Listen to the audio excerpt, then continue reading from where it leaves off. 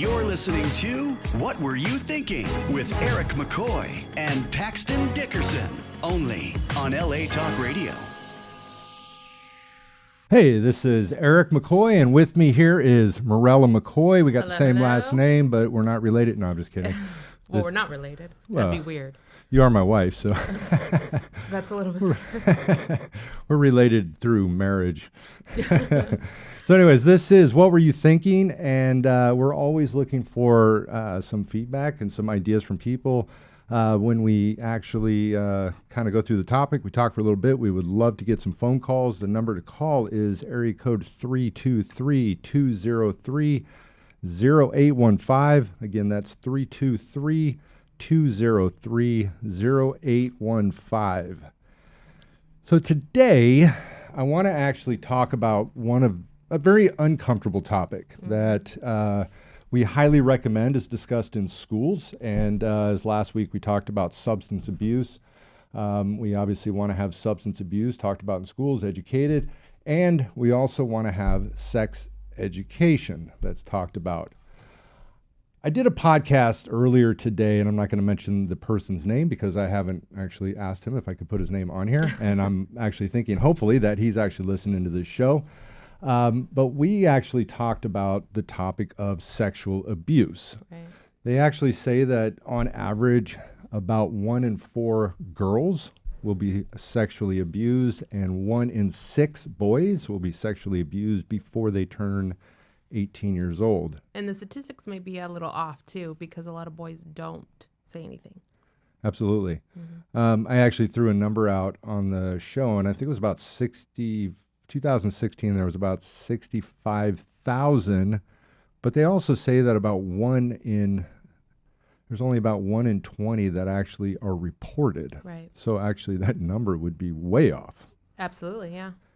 And, the biggest concern, obviously, within the realm of what we're talking about is long-term damage that can be caused by sexual abuse, right. Which could include, obviously, any family members, incest, caretakers, and the long-term effects of the trauma and the abuse.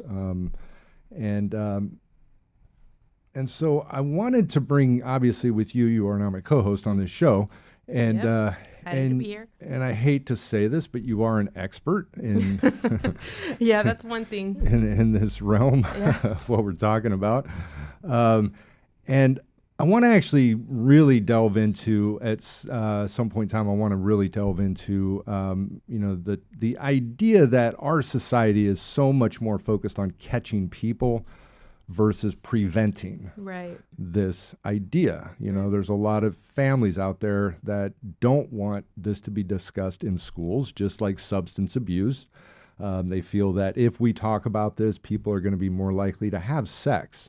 Now, that's a crazy idea. Absolutely, because 100%. Juveniles are going to have sex one way or another, most likely. You do have the few exceptions. Right. And like we talked about before, you have a biological need to have sex. Yeah. Right? So to say children are not going to have sex when they're in the most hormonal part of their lives is absurd. Absolutely. And not talking about it doesn't make it go away. Correct. And one thing that could be helpful is that you could actually educate them, and then they could have safe sex. 100%. Because they're either going to have sex or they can have safe sex, Mm-hmm. But in the realm of what we want to actually talk about today is obviously inappropriate sexual behavior that's typically by an adult to a child. Mm-hmm. And you do have a story. I do. And so I want to actually really delve into what we can actually do to help prevent this. Mm-hmm. But I do want to give you an opportunity really quick. We actually have done a podcast on High Wall Clean on my show where we do delve very in depth into what your story looks like. But if you want to give a quick synopsis of what you had to experience as a child.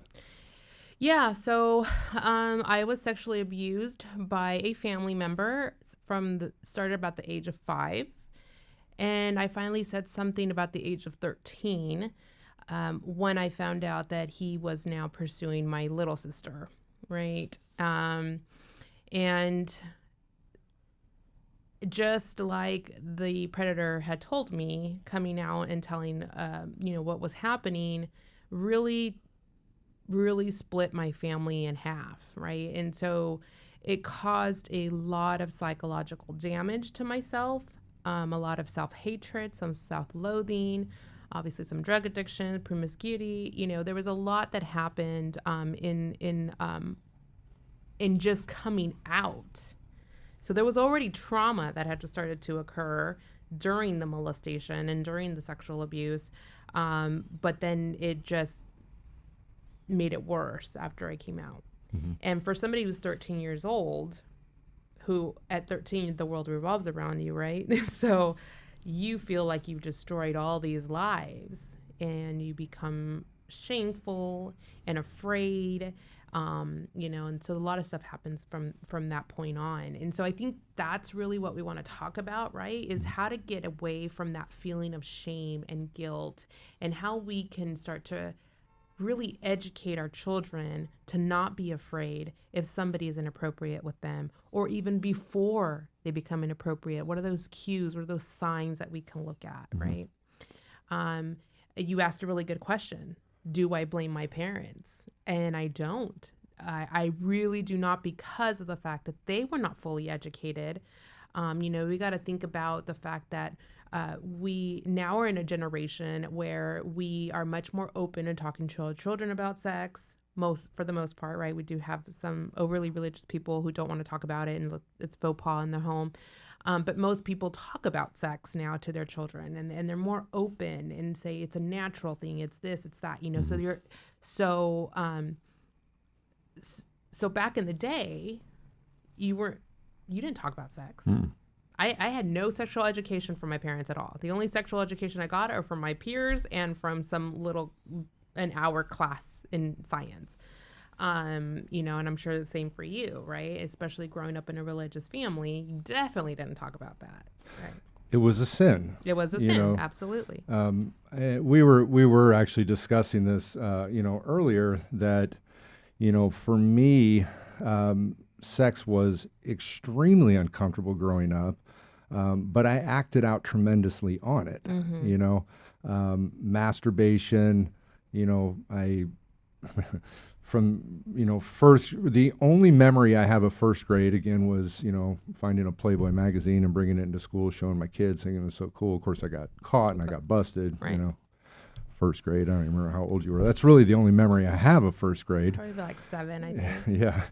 6. And I had a lot of awkward experiences, with, my interest in sex, at a young age. At a very young age. And yes, it was not talked about. Mm-hmm. It was, if it was talked about, it was that you don't do these things. Right. You'll go blind. Right. You'll get hair on your palms. And yeah, I remember that. Well, how does that work for females? I don't think it does. Oh, okay. And it's funny because I grew up with a bunch of sisters. So I thought masturbation was only for boys. I didn't know girls can masturbate. So that was a little awkward as I got older, to find out, wait, girls masturbate too? So, but in a different story, because of the fact that I had this background of, this sexual trauma that happened to me at a young age when I had children of my own, and they started to feel around and start to, and they actually start pretty young, believe it or not. It wasn't me going, oh, they're just starting to feel their body. They like feel the touch of their body and that kind of stuff, and exploring. It was an instant, somebody's molesting my kid, right?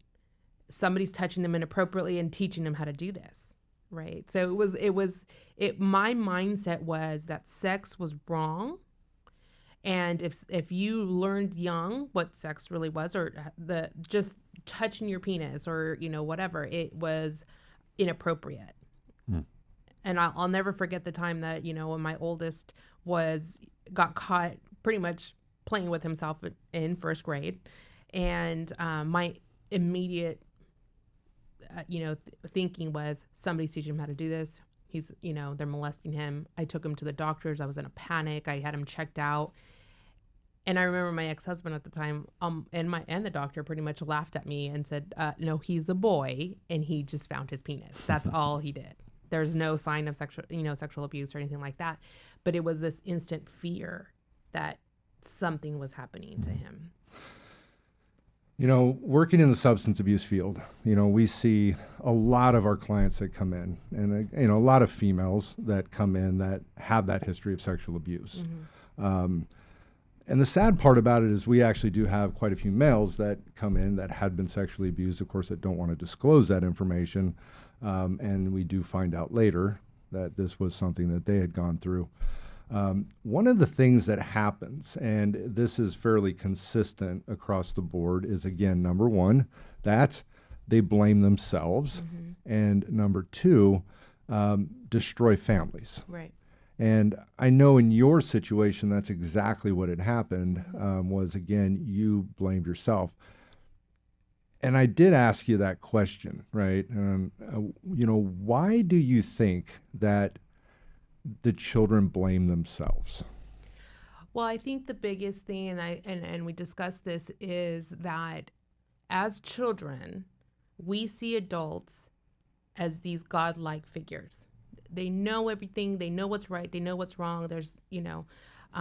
So when you start to be sexually abused, one, the abuser knows it's wrong, but knows exactly what to tell a child to make it seem like it's their fault, right?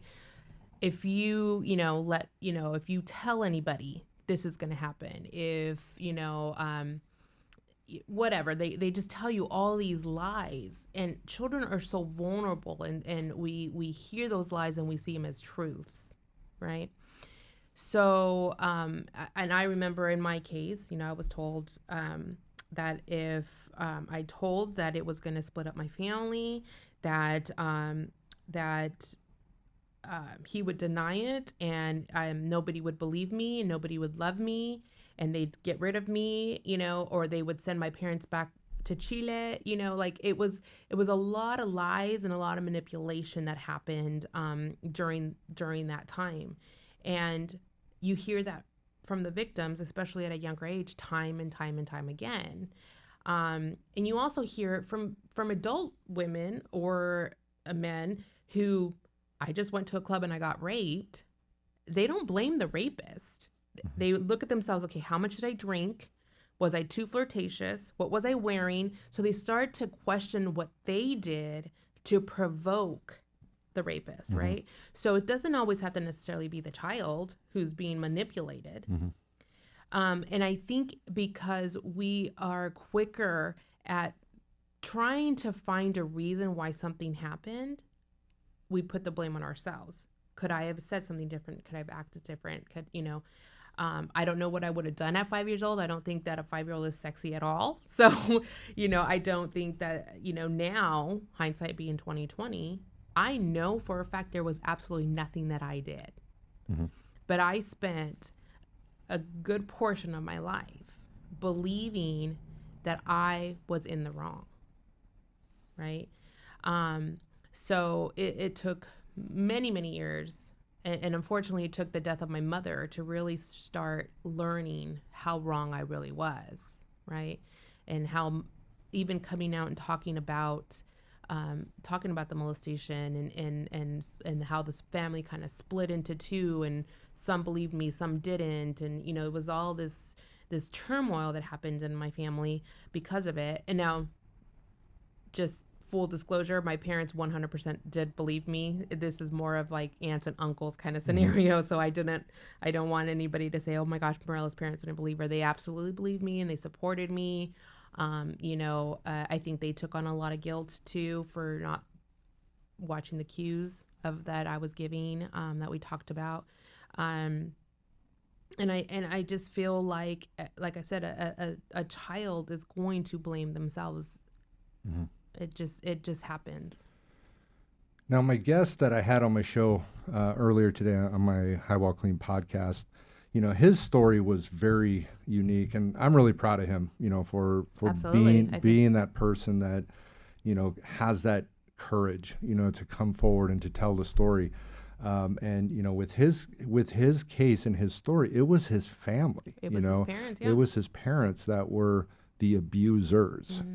And this is where things get really challenging and really tricky, because how do you prevent that? And how do, I think part of our duty, for me especially, and obviously I'm somebody that works to fight the stigma of substance abuse, mental health, anything that, trauma or anything that people experience. This is one of those areas that, is horrific and causes obviously a lot of the substance abuse and mental health, issues that we see out there, whether it be depression and anxiety, and the substance abuse is very profound, with people that have had to go through this stuff to numb themselves. I don't want to feel anymore. I don't want to have to remember this stuff.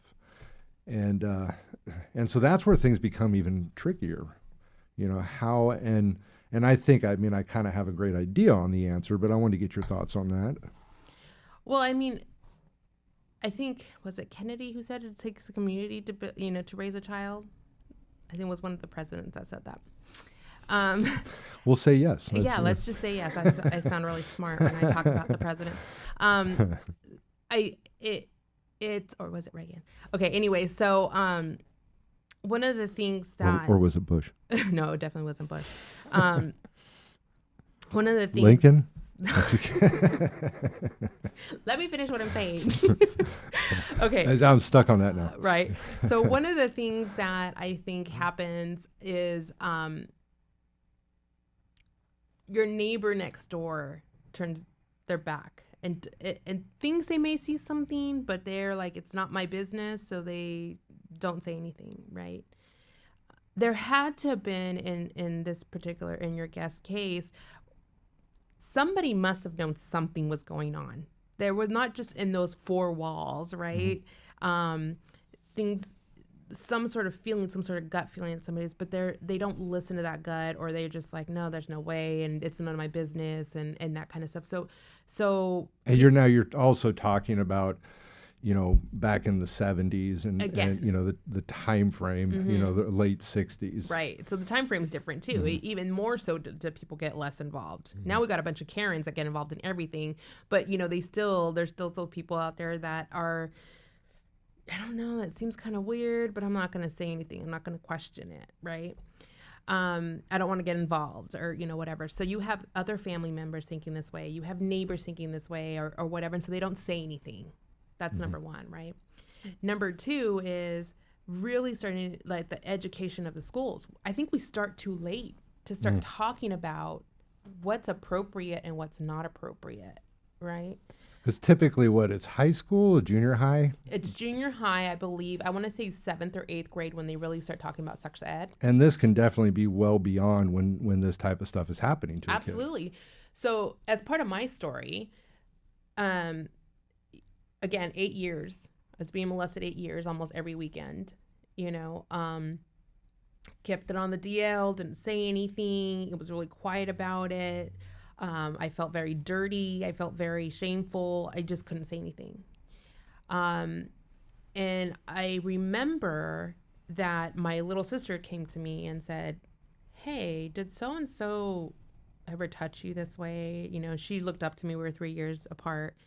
And I didn't deny it. I told her yes, and I asked her if he had been going to her, and she said he had a couple times, and it's just so happened that within that week or two, it was around that time that we were doing our sex education, and I want to say it was 8th grade, 7th or 8th grade, and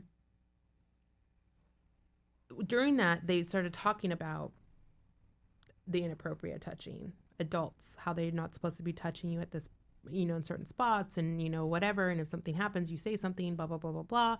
And I remember getting really angry at the teacher. And I was like, this is bullshit. I don't want to be in this class. It's stupid. And I just kind of blew up a little bit. So after class was over, he calls me in and he's like, what was that all about? And I'm like, this is just stupid. Like, I don't want to talk about it. It's really dumb, blah, blah, blah, blah, you know? And because I was angry. I was angry at the fact that now my little sister was going to go feeling this way that I felt for the last 8 years. Again, very protective of her. And he didn't like that conversation. He didn't like how it felt, right? It didn't feel good to him, you know, in that sense, like something's not right. And he went to to the school counselor. So the next day I come into school, I go to his class, and the school counselor calls me in. And she asks me about my outburst, right? And I just couldn't take it anymore. And I finally said, this is what's happened. This is what's been happening to me. But it would have been stopped a lot sooner if we started educating a lot sooner about this. Absolutely. Now, mind you, my mom had already started teaching us at a young age, you know, it's not appropriate for anybody to touch you here, you know, those kind of things. But the molestation had already started to happen. So I don't think she started probably around 6, 7, you know, when we're starting to bathe our own selves, you know, so I'm no longer going to bathe you kind of thing, you know.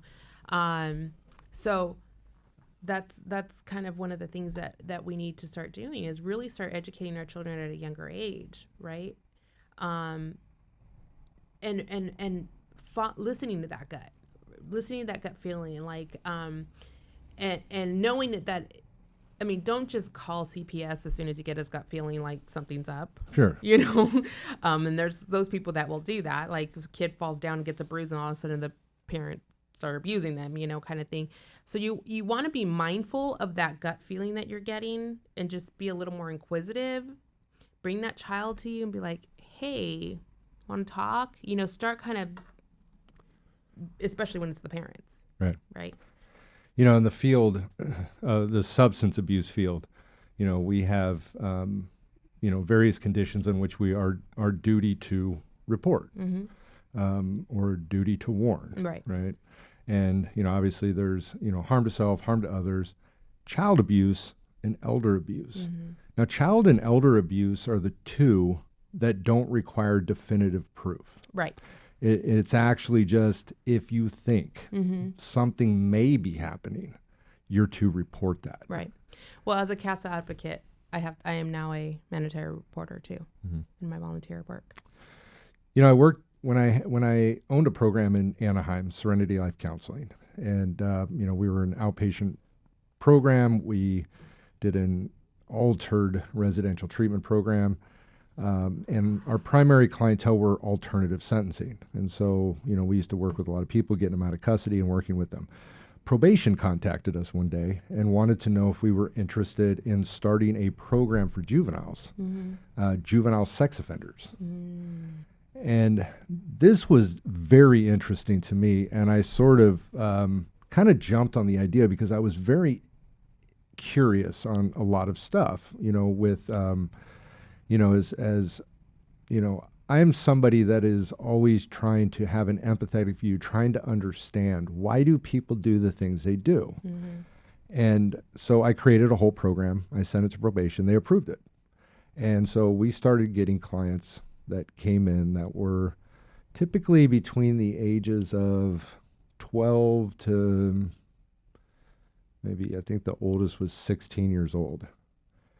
Now, some of their charges were very minimal, like peeing in public and, you know, you know, things like that, which used to not be a sex offense, but now it is because indecent exposure. But there were definitely cases of sexual assault. There was, and what interested me also was when I look at the time frames, right? So when we were kids, you know, you'd be 16 years old and you could sleep with a 16-year-old and you're having fine. Sex. Right. Now, if you're 16 years old sleeping with a 16-year-old, it's called statutory rape. Right. Even though you're both juveniles. Right. And so this was something that I also saw. Now, when I had the cases of the people that were charged with more violent sexual assault with the juveniles, I asked a lot more questions. Right. Because I knew something was going on. There had to be something within that.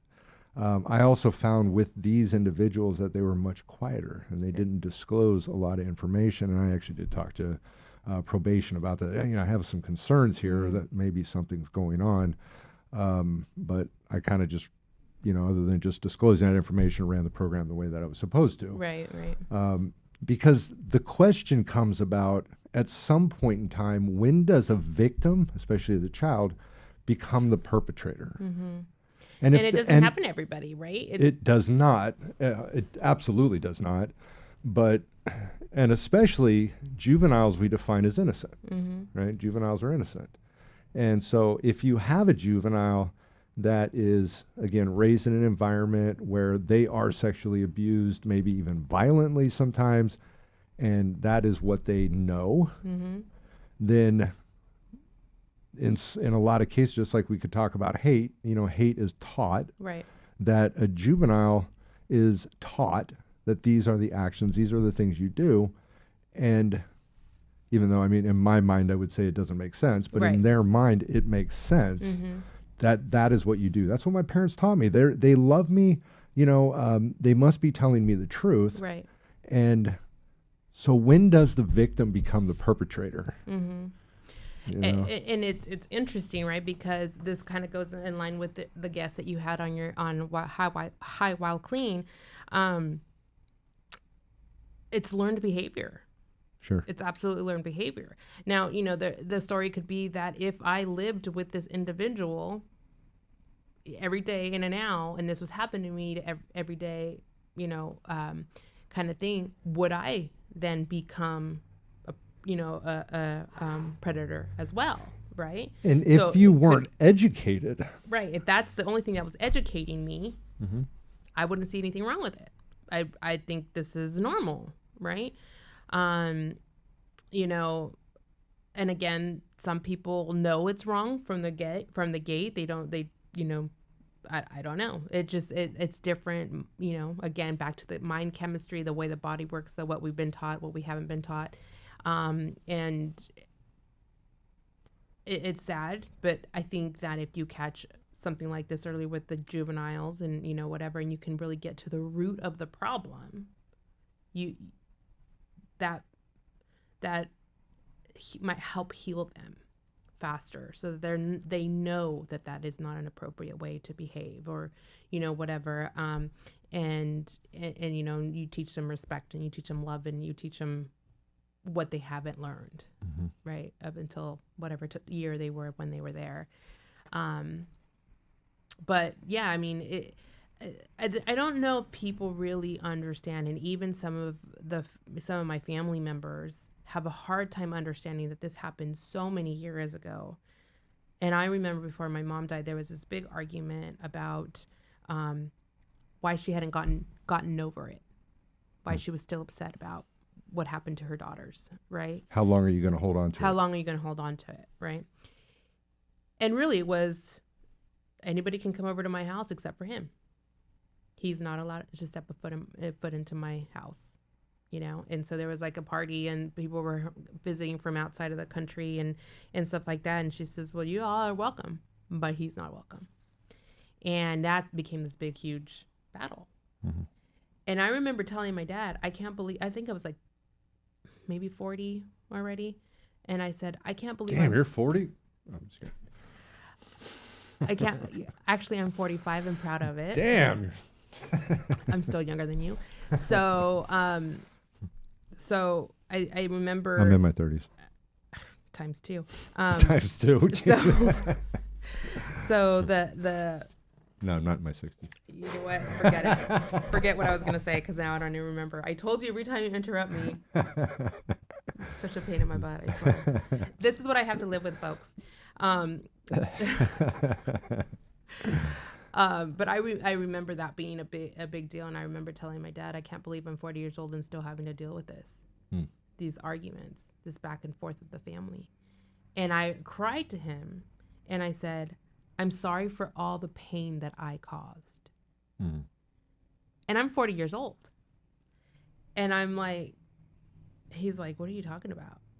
You are the hero of this family. You saved this family. You saved your sister. And I never saw it that way. To me, it was in my mind, I was the one who caused all the problems.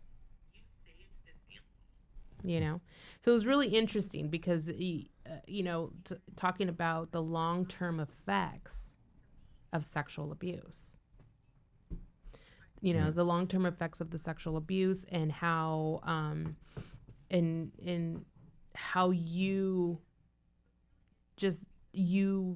become not just the victim, but you put all that blame and all that guilt on your shoulders. Right.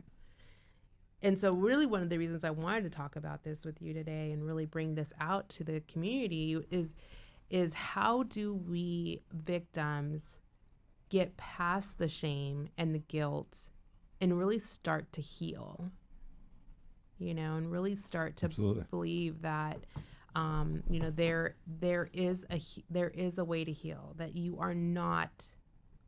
have no reason to be guilty. You have no reason to be shameful.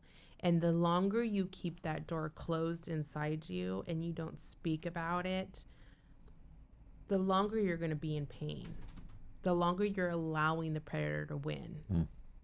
And that's what's really important, to really talk about not just prevention of sexual molestation or abuse, but really talking about that healing process. I can tell you all five of the kids, they know my story. I'm not afraid to talk about it. And I did that with my 3 biological children. I did that purposely. And just like we talked about, I always taught them about sex purposely, put condoms in their stockings, right? Just, hey, if you're going to do it, just be careful. Keep it wrapped up. Because I wanted them to know that there's no secret big enough to where you cannot come to your mother. If somebody ever were to attack you in any way or touch you in inappropriate any way, anything that makes you uncomfortable, you can now, as your mother, you have me to support, and that I would never turn my back on you or ever, So it was really important for me to share share that information with my children as they got older. I mean, obviously I didn't scare them when they were like little kids, but as they got older, to let them know that it was really important for them to know that they can come to me for anything. No, there's nothing so big that we can't get through. Yeah, right. Absolutely. But as little kids, I did teach them, okay, this is not appropriate to touch and, whatever. And I was also very careful about who I left my kids with. And so this is what's really hard is I think we talked about this too, right? We automatically know when they're strangers. We don't let strangers come near our children. I don't know. You look like a little fishy. Even if you don't look fishy. No candy. Right? No candy. But we're not as careful when it comes to our family. Right? And the person that molested me was my grandfather. Because you naturally... Now, this does bring an interesting topic because there is some debate and questions on the safety of him. Right. Which we don't necessarily have to get into. Right. But I do want to point out real quick, Johnny Rock actually sent me a message real quick. It takes a village to raise a child. Thank you, Johnny. Is an old African proverb that Hillary Clinton used at some point. Okay. The one president we didn't mention. Oh, she's not a president. She didn't win. Never mind. Johnny, thank you, man. Thank you, Johnny. He's got my back. So yeah, very, very true. I knew I had heard it from someplace. Yes. So, anyways, what were we saying? Where did we leave off? I want to mention really quick, if somebody wants to call in, we'd really appreciate it. 323-203-0815. We're always looking for anybody's ideas. We want to know what you were thinking. So yes, as far as the education. Yeah, so we were talking about the fact that we're not as cautious when it comes to family. Correct. Right? And like I said, my predator, or the predator, not really mine, he doesn't belong to me. But he was my grandfather. My parents had no idea, right, that he would do something like that to their children. So how would you say that then if okay, so if your family members, obviously there's no question that this person would do this. We're just going to roll with that. There's no question. Why would this person do this? You know? Right. So how do we identify that? You know, how do you, I mean, you go through and you question them all the time? Okay, are you going to molest my kid? No. No. But going back to probably symptoms, is really looking at the cues of your child. One of the things that we would go to my grandparents' house and, the old man, that's what they used to call him, the old man. That's not me calling him that, right? The old man, he's in his room, he's watching his TV and he's in bed. He's got his pajamas on, he's in bed, had dinner or whatever. And we would go over there, and as part of the Hispanic culture, it was like, oh, go give your grandmother a kiss, go give your grandfather a kiss, that kind of stuff. And I do remember several times me saying, I don't want to. I don't want to go say hi to grandfather, Did they ask why? No. And they would force me to go because it is, and again, in the Hispanic culture, it is a form of disrespect if you go into somebody's home and you don't say hello. Yes. And I noticed that and I've obviously had to learn that with my family, your family, you guys being Hispanic. Me being a white person, we don't really give a fuck, we just say, hey, how's it going? Hey, what's up, But you always... Which then I had to get used to your family, too, to be like, oh, we don't hug and kiss here? Like, what's going on, right? And so, you mention that all the time. Did you say hi to my dad? You know, like it's... Yeah. But I always do. Yeah, I always know you do go straight to your dad. I love your dad. Your dad's an amazing man, he's a stubborn brat, but absolutely. I love him too. He's an asshole too, but but he knows it, so that's good, right? Yeah, and so that in the Hispanic culture, and anybody who's in the Hispanic culture will know, you go in, you give a kiss, you give a hug, whatever. I don't give your dad a kiss. So. No, you don't. Yeah, that's fine. It's more on the woman's side, but so that's just how we are. We're very loving, touching people, right? So as a child, if your child's like, pulling at you, I don't want to go say hi to him, and whatever. It's not because they're trying to be disrespectful. Stop and ask your child, what's going on, honey? What's happening? And listen to their cues, right? And even as I got older, okay, we're gonna go visit grandma and grandpa, whatever. No, I don't feel like going, so I'd stay home.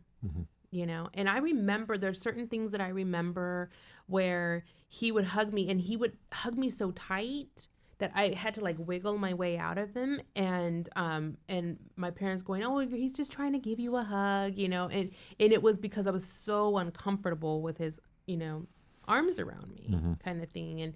And there's certain smells that I still smell where I'm like, oh, like it gives me shivers. And I think he wore like Old Spice or something like that. 'Cause there's a certain cologne that I'm like, oh, it just, kind of gives me the willies there. But, you really have to watch your child's cues. And if they're too young, babies, 1, 2 years old, where they can't really talk, the only way they can communicate to you that something's not right, not kosher, is by temper tantrums when somebody's around, or anger, pulling throwing away. things at the person, those kind of things. So you just really got to listen to those cues. Now that doesn't mean that if they throw a temper tantrum or they throw things at you that they're automatically being abused, but there's something about that individual that they don't like. So those are some of the things that you want to look for, right? And I know one of the things that is, as I've studied drastically, with, symptoms and things of people with, have experienced sexual abuses.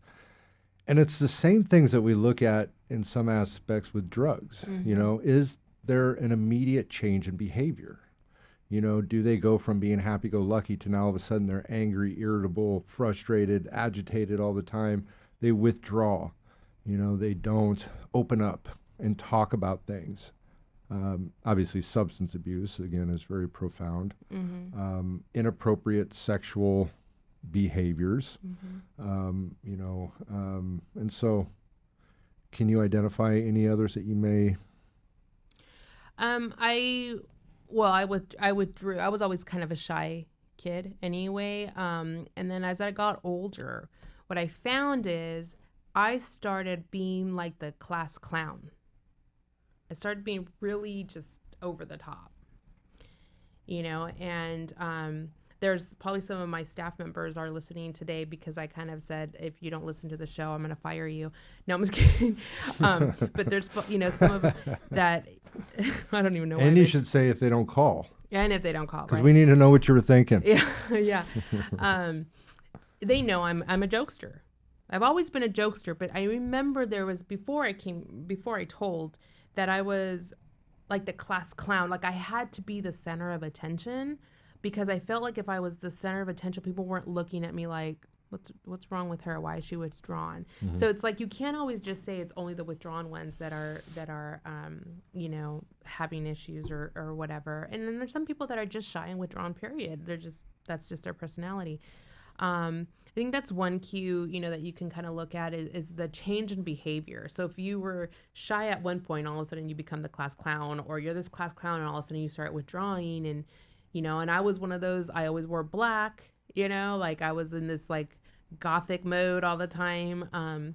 Those kind of things. And that actually continued after I told because I just felt so unloved and so, broken inside about it that I, again, victimized, and I became not just the victim, but I became the reason why this happened. Mm-hmm. So those are some of the things that you want to look for and just really kind of pay attention to your child, and not to live in fear necessarily, but just to really, because you're your child's biggest advocate, right? And so when they can't talk, just ask them the question, pull them aside. Are you doing okay? Is everything fine? Can we talk about it? Those kind of things. Mm-hmm. And as I was saying before, I mean, this really definitely needs to be a community effort. Yeah.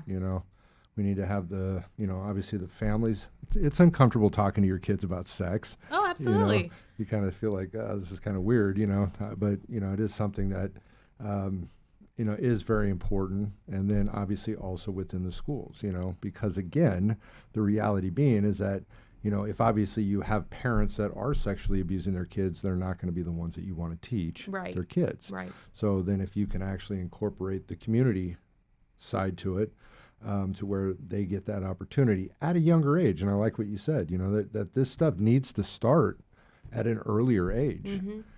Then start talking about it at kindergarten. I mean, why wait until the 8th grade to start talking about that stuff, or relying on the parents that they're going to talk about this to their children? Mm-hmm. Because like you said, it may just very well be the parents, and the fact is the parents may have never experienced any of this. So to them, they're naive to it, and therefore they don't think that they have to talk about it. Like they just go, I think a lot of parents think that children born just knowing, right? and well, and the truth is that yes, they will figure it out. Yeah. But again, the point that we're trying to get to is that if they can be taught about safe sex, so that, again, we're not back in the 60s, where it was just free love and we didn't have to worry about HIV. We were talking about that earlier. You didn't have to worry about HIV or anything. The worst you'd get is chlamydia and, they got the penicillin and stuff like that to wrap that stuff up. But then, of course, HIV came about and threw in a whole new ball game, to the game. So, safe sex is obviously very important. But yeah, and then just educating about the whole picture. Yeah, it's not just about about sex at a young age. It's about really getting your children to understand their bodies and their rights of their bodies. Mm-hmm. And don't get me wrong, from the moment it started to the moment it ended, I knew it was wrong. Right. I felt uncomfortable. I knew it was, I didn't like it. It was a really, scary feeling, but I felt like I felt trapped. I couldn't say anything because I would split up my family. It would be my fault. Yeah. You know, the thing we were talking about outside here before we got started here was very interesting to me too, because, you know, we were talking about like suppressing sex, right? Mm-hmm. Suppressing the, you know, that, you know, if you're religious, right? And obviously there are certain religions that believe that sex is straight for procreation. You know, there's, you know, if anything of pleasure is a sin, you know, but if I've drastically, and I've read the Bible, read it a couple times, and I truly, honestly believe God made us to get high. Yeah. It's my podcast, High While Clean, right? Mm-hmm. God made us to get high. I mean, that's the reality. You look within us, we have every bit of chemical within us to get us high. Right. Not on drugs, Right. but just a natural high. Anytime that you do something that feels good, you naturally want to do it. Sex is a natural desire, you know, that is implemented within us through hormones, everything that comes along with that. Obviously, the more that we're educated, the more we can keep things in control, Right. and maintain things. But what was really interesting we were talking about was the suppression of it, right? Right. You know, we were talking about like priests, you know, obviously the big thing about priests, all the sexual molestation with priests, you know, and the harm that potentially could be caused by suppressing it. Priests aren't to have sex their entire life. And to me, that just seems unnatural. Yeah, we're suppressing something that's naturally in our... Now, that's not excusing the fact that they're I'm not. molesting little boys. Absolutely, 100%. That's not, But it's yeah. but it's absolutely you know, suppressing ourselves from our own chemical reactions in our body. And not all priests, you know. No, have sex and with again, kids. yeah, not all priests, yeah. Yeah, just like not all people in Utah, you know, are polygamous. So we get that, you know. That's kind of disclaimer there. That's kind of, you know, federally that's illegal. Yeah, so, right. But, you know, just disclaimer there. We're not saying all priests are doing this, but you know, suppressing ourselves from our own chemical reactions is unnatural, right? It's an unnatural thing to do. Why there's like abusers that have this chemical in their brain that thinks it's okay to do this to young children is a whole other story and something that I could never even get into because I don't know enough about the mind and how it works. Right. And, you know, I mean, there could be different factors. Obviously, mental illness could be a potential factor. Being raised that way, Maybe you know, they were like abused. we were talking about, you know, can definitely be a factor. There's no excuse for that. No. You know, sometimes it can be helpful to, again, with the empathetic view, to help try to understand, you know, what's going on here. But I think there's potentially a lot of factors behind that, you know. Oh, I'm sure. And I think, honestly, I mean, you probably look at the majority of sexual abusers, they probably were raised that way. It probably was something that happened to them growing up. And the thing that I always like try to tell everybody, you know, is, and not with sexual abuse, but with parenting in general, you know, some people grow up in, you know, physically abusing family, emotional abuse, you know, growing up, you know, you're beat, you know, the shit out of, you know, of course, physical abuse, I think, has changed as time has gone on. Back in the 40s, 50s, and when I was young and stuff like that, you know, your parents could beat the hell out of you, leave you marks, and it wasn't, they never got arrested. It was punishment, Nowadays, you know, if there's even a mark on your kid, you can potentially get arrested for it, which I don't know if that's right or wrong, you know. Yeah. Well, and yeah, the punishment was different, right? And you know, at the same time that all this, you know, sexual abuse is happening, I'm also dealing with a lot of emotional abuse, Sure. right? From my father's side, because he was a recovering alcoholic and just was very, very hard on us girls. Very, very hard on us girls. You know, he wanted boys and he ended up with 4 girls, and, you know, but he just wanted us to be stronger. He just wanted us to be stronger women, you know. But he was very, very emotionally abusive as well. So how did I know that was wrong? I didn't know to go to tell somebody to say I'm being emotionally abused. I knew for a fact the sexual abuse was wrong. I just was too afraid to say anything. But the emotional abuse, where do I go? Because as a little girl, I remember being told things about, how attractive I was and my weight was too big, or, like there was always just some sort of ridicule that was happening. So how do you know that that's not right to say anything? So when, well, and it's funny when, we always say, like, I'm never going to be like my dad. And then as we get older, like, fuck, I'm just like my dad. Right. Well, you see, and I wanted to make sure I wasn't like that.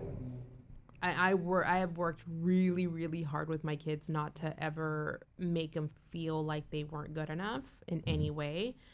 And it's funny because they have always told me, the worst thing you can tell us, Mom, is that you're disappointed in me.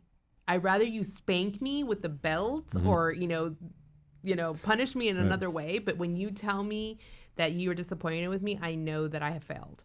Right. And so it's like, that to them is more of a stricter punishment. There's things that, of course, all my kids have done stuff that have disappointed me. Sure. And I've yelled at them and I've gotten mad at them and, that kind of stuff. But I've never let them feel like they were less than, because I worked really hard not to let, I didn't want them to feel the insecurities that I felt and that kind of stuff. Yeah. Well, hey, we are out of time here. Wow.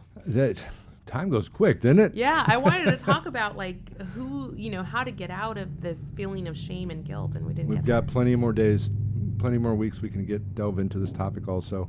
But this was definitely a good topic, a powerful topic. I know people out there are obviously going through this, and the more we talk about this, the better. Yeah, the less. All I want to say is to the victims out there of sexual abuse, don't hold on to that shame. Don't hold on to the guilt. Talk about it. Get it out. You are not responsible for what happened to you, and let that go. You will start to heal. You really will. Yep. All right. Well, thank you, honey. I'm so glad this was a great topic today. Yeah. And I want to hear what you were thinking. And so we will see you next week, again, Thursday night. This is LA Talk Radio. What were you thinking? We'll see you soon. Thank you. Bye. Have a good night. You're listening to What Were You